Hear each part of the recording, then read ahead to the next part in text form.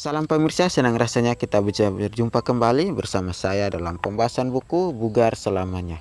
Buku ini ditulis oleh Dr. Kai Kusma, yang dimana buku ini menyuguhkan kepada kita perubahan pola hidup yang akan menambah umur dalam hidup Anda dan semangat tahun-tahun Anda.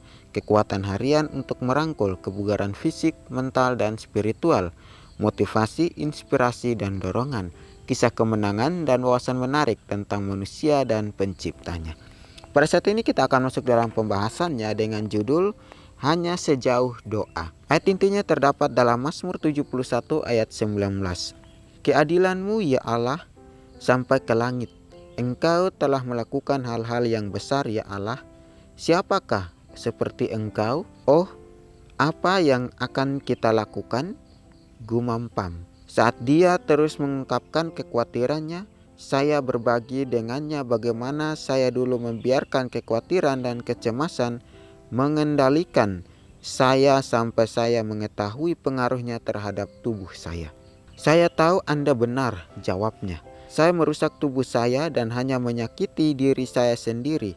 Tetapi bagaimana saya bisa berubah?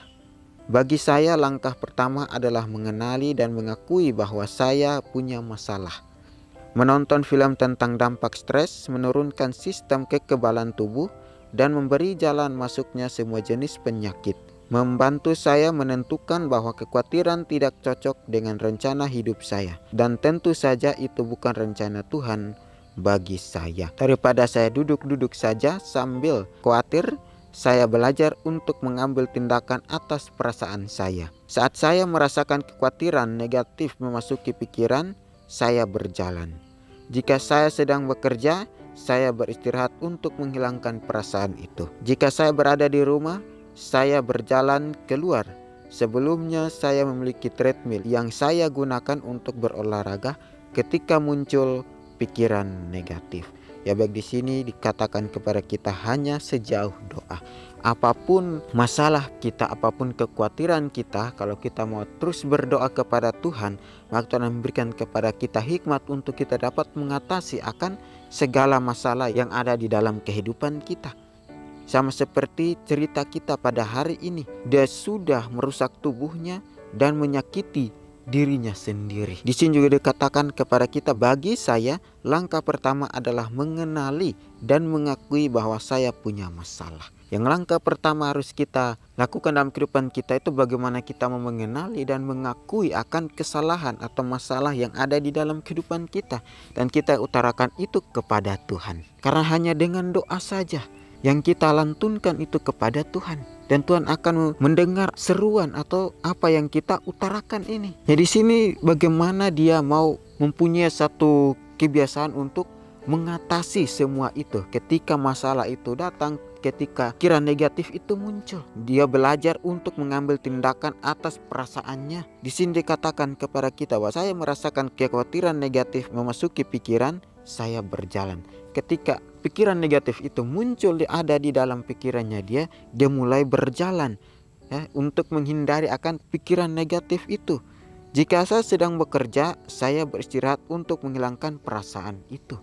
Sangat luar biasa, dia mau mencari akan kesempatan untuk menghilangkan rasa negatif itu, rasa kekecewaan, kekhawatiran itu, dan dia juga mau supaya itu tidak ada di dalam kehidupannya. Jadi sini dikatakan bahwa jika saya berada di rumah, saya berjalan keluar. Sebelumnya saya memiliki treadmill yang saya gunakan untuk berolahraga ketika muncul pikiran negatif. Sangat luar biasa ketika kita mempunyai banyak beban, banyak masalah, yang dapat mengobati kita adalah bagaimana kita mau supaya tidak memikirkan hal-hal itu lagi. Maka Tuhan ajarkan kepada kita untuk belajar melepaskan, belajar untuk mengakui dan meminta akan suatu kesembuhan dari Tuhan. Ketika kita sudah berdoa kepada Tuhan, Tuhan juga memberikan kepada kita jawaban, dan kita sambil menunggu jawaban itu, maka yang dibutuhkan adalah saat kita berolahraga. Kenapa kita harus berolahraga? Karena di saat kita berolahraga, maka kita akan melepaskan akan kekecewaan kita, melepaskan akan kekhawatiran dan juga keraguan kita dalam kehidupan kita. Hanya dengan olahraga dapat membantu kita untuk mengurangi akan rasa stres atau mengurangi rasa kekhawatiran itu. Dan juga kita perlu berdoa kepada Tuhan. Ya tadi saya katakan bahwa sambil menunggu jawaban dari Tuhan, maka yang kita lakukan, yang kita praktekkan untuk kita dapat menghilangkan rasa itu, ya kita dapat berolahraga. Jika Anda mempunyai alat-alat untuk dapat berolahraga, biarlah kita selalu berolahraga sehingga pikiran negatif itu tidak memengaruhi akan kehidupan kita seterusnya. Yang sangat luar biasa, tetapi kata saya pada Pam, saya menemukan sesuatu yang lebih baik daripada berjalan kaki. Cara terbaik untuk mengurangi perasaan negatif saya adalah dengan berdoa. Saat saya menyinggung doa kepada Pam, komentarnya adalah, tetapi Tuhan jauh sekali. Bagaimana bisa dia membantu saya di sini? Saya bisa memahami apa yang Pam katakan. Dia jauh secara fisik, tetapi pengalaman telah mengajarkan saya bahwa dia hanya sejauh doa saja. Di sini luar biasa dikatakan dia menemukan sesuatu yang lebih baik daripada berjalan kaki, yaitu dia berdoa. Ya tadi saya katakan kita boleh doa kepada Tuhan, tapi kita juga harus memulai praktik itu untuk kita dapat menghilangkan atau mengurangi kekhawatiran, rasa stres itu dalam kehidupan kita. Di sini dikatakan bahwa saya bisa memahami apa yang Pam katakan.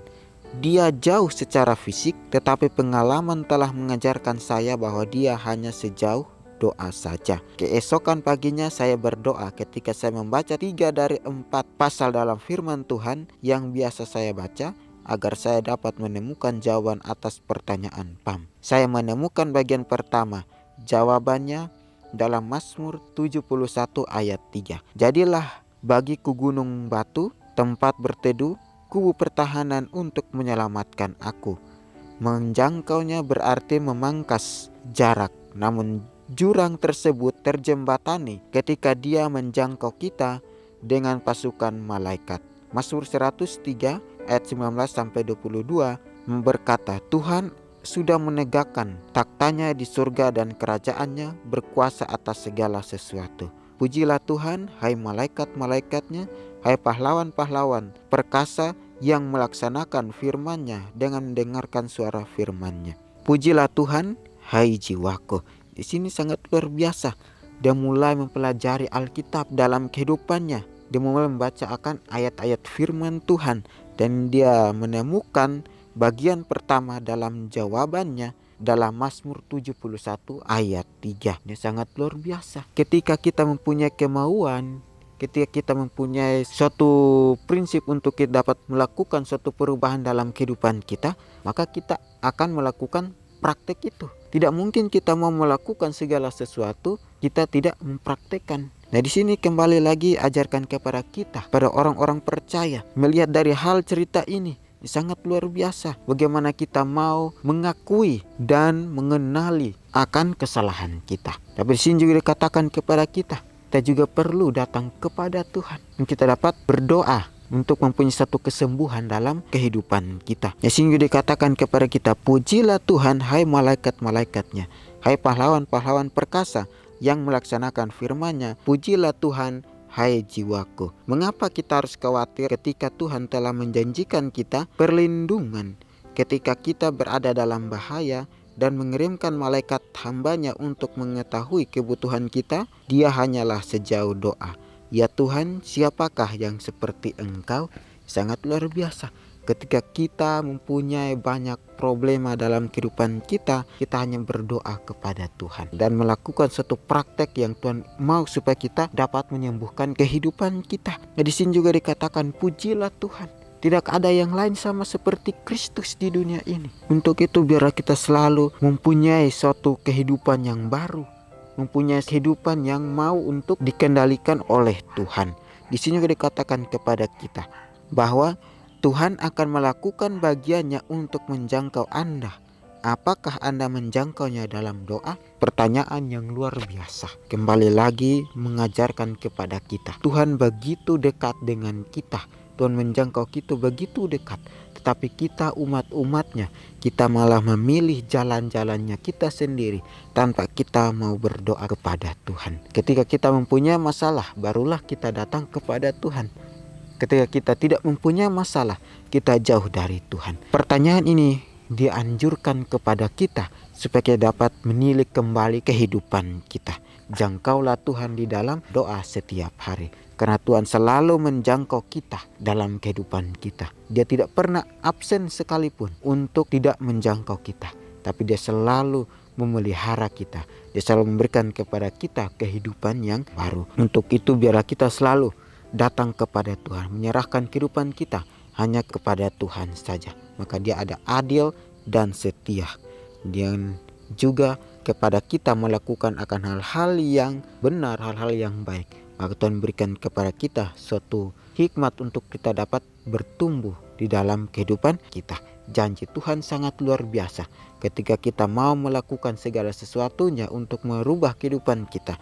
Maka Tuhan berikan kepada kita sukacita, damai sejahtera itu. Biarlah pelajaran ini dapat mengingatkan kembali kepada kita untuk kita selalu mempunyai komitmen, mempunyai akan hubungan yang baik dengan Tuhan melalui doa. Ya pemirsa, inilah pembahasan firman Tuhan. Biarlah pembahasan ini dapat menguatkan kita dan dapat menjadi contoh untuk kita dapat praktekkan dalam kehidupan kita. Kita akan berjumpa lagi di kesempatan berikutnya dan Tuhan memberkati.